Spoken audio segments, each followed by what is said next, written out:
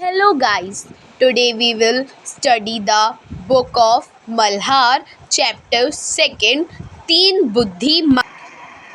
एक समय की बात है, एक निर्धन व्यक्ति के 3 बेटे थे।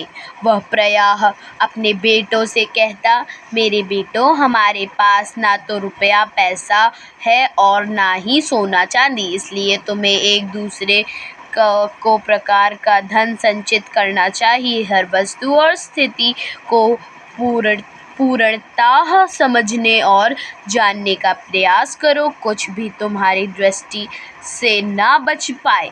रुपए पैसे के स्थान पर तुम्हारे पास पैनी दृष्टि होगी और सोना चांदी के स्थान पर तीव्र बुद्धि होगी। ऐसा धन संचित कर लेने पर तुम्हें कभी किसी प्रकार की कमी ना रहेगी और तुम दूसरों की तुलना में 19 नहीं रहोगे। समय बीता और कुछ समय पश्चात पिताजी चल बसे।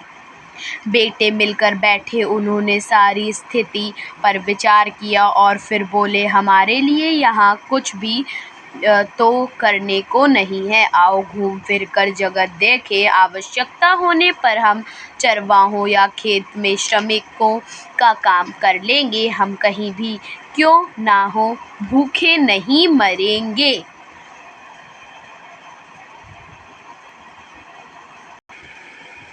अंततः वे तैयार होकर यात्रा पर चल दिए।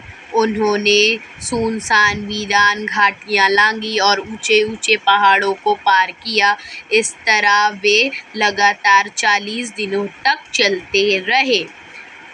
उनके पास जितना खाने पीने का सामान था अब तक समाप्त हो गया था। वे थक कर चूर हो गए थे और उनके पैरों में छाले पड़ गए थे, किंतु सड़क थी कि समाप्त होने को नहीं आ रही थी।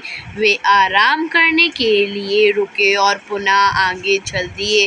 अंत में उन्हें अपने सामने वृक्ष और मकान दिखाई दिए। वे एक बड़े नगर के पास पहुंच गए थे।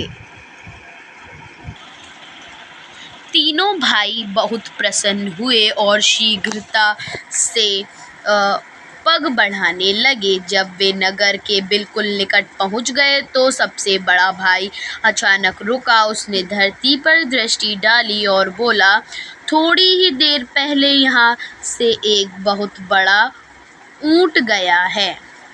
वे थोड़ा और आगे गए तो मंझला भाई रुका और सड़क के दोनों ओर देखकर बोला, संभवतः वह ऊंट एक आंख से नहीं देख पाता हो। वे कुछ और आगे गए तो सबसे छोटा भाई ने कहा, ऊंट पर एक महिला और एक बच्चा सवार थे। बिल्कुल सही, दोनों बड़े भाइयों ने कहा और वे तीनों फिर आगे बढ़ चले। कुछ समय पश्चात